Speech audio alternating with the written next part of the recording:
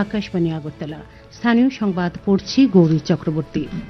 অর্থমন্ত্রী প্রণজিৎ সিংহ রায় গতকাল রাজ্য বিধানসভায় 2025-2026 অর্থ বছরের জন্য উন্নয়নমূলক বাজেট পেশ করেছেন। বাজেটে 32,423 কোটি 44 লক্ষ টাকার ব্যয় বরাদ্দের প্রস্তাব করা হয়েছে।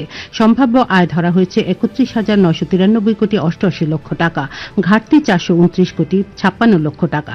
আগামী অর্থ বছরে বাজেটে নতুন কোনো করের প্রস্তাব করা হয়নি। এই বাজেটে রাজ্যের নিজস্ব কর রাজস্ব 4,010 কোটি টাকা এবং কর বহির্ভূত রাজস্ব 504 কোটি টাকা সংগ্রহের লক্ষ্যমাত্রা নেওয়া হয়েছে। বাজেটে মূলধনী ব্যয় ধরা হয়েছে 7,903 কোটি টাকা। অর্থমন্ত্রী বাজেটে নতুন 13টি প্রকল্প ঘোষণা করেছেন। অর্থমন্ত্রী বাজেট ভাষণে বলেন, প্রধানমন্ত্রী জনবিকাশ কার্যক্রম এর অধীনে সংখ্যালঘু অধ্যুষিত ব্লকগুলির আর্থসামাজিক অবকাঠামো উন্নয়নের জন্য 20 কোটি টাকা বরাদ্দ করা হয়েছে। নতুন প্রকল্প মুখ্যমন্ত্রী কন্যা বিবাহ যোজনার প্রবর্তনের আওতায় রাজ্য সরকার অন্তোদয় পরিবারের একজন কন্যা সন্তানের বিয়ের খরচ বহন করবে। এতে রাজ্য সরকার 50,000 টাকা ব্যয় করবে।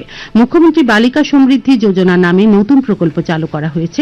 এই প্রকল্পের আওতায় ত্রিপুরার স্থায়ী বাসিন্দা অন্তোদয় পরিবারের নবজাতক কন্যা সন্তানের জন্য 50,000 টাকা বিনিয়োগ করা হবে, যা মেয়েটির 18 বছর বয়স হওয়ার পর নগদ করতে পারবে। সেনাবাহিনী এবং কেন্দ্রীয় আধাসামরিক বাহিনী জওয়ানদের কন্যা পুত্রের জন্য মুখ্যমন্ত্রী সহায়তা নামে একটি নতুন প্রকল্প চালুর প্রস্তাব করা হয়েছে আগামী অর্থ বছরের বাজেটে।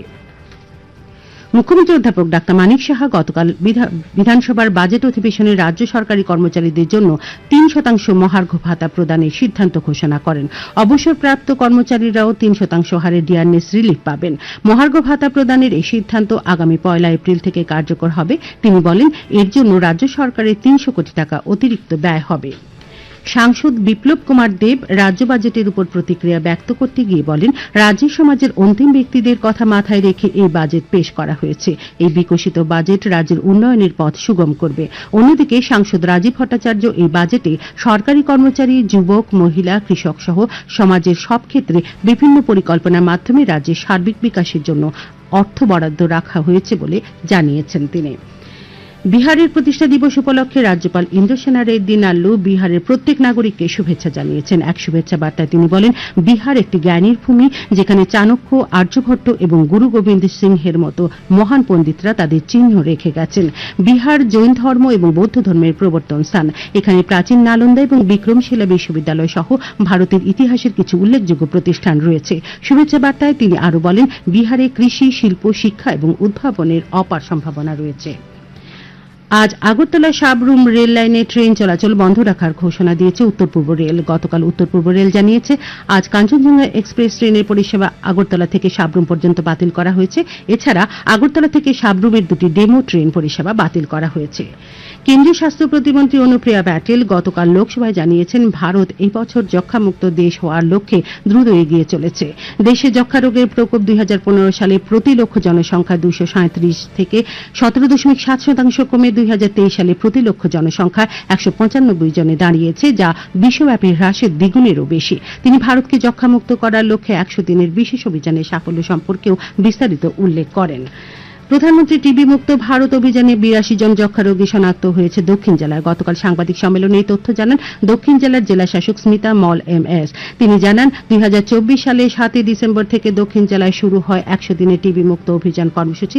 শনাক্ত হওয়া প্রত্যেক যক্ষ্মা রোগীকে বিনামূল্যে ঔষধ এবং নিক্ষয় পোষণ যোজনার মাধ্যমে প্রতি মাসে 1000 টাকা ও ফুড বাস্কেট প্রদান করা হচ্ছে।